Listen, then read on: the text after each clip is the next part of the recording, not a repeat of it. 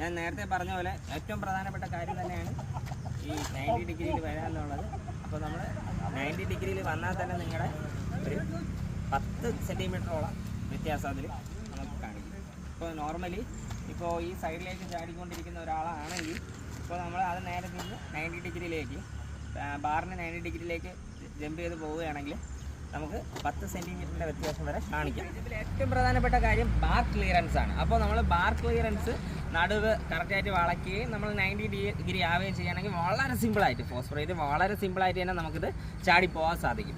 അപ്പോൾ അതേപോലെ തന്നെ ഇതിന് വേണ്ടിയുള്ള നല്ല എക്സസൈസുകളും ഇതിന് വേണ്ടിയുള്ള നമുക്ക് നടുവ് ബെൻഡ് ചെയ്യാവുന്നതും നമുക്ക് 90 ഡിഗ്രിയിലേക്ക് എങ്ങനെ എത്താം എന്നുള്ളതിൻ്റെയും നല്ല നല്ല എക്സസൈസും വീഡിയോസും കാര്യങ്ങളും വരുന്ന ദിവസങ്ങളിൽ ഞാൻ ഈ പ്ലേലിസ്റ്റിൽ അപ്ലോഡ് ചെയ്യുന്നതാണ്.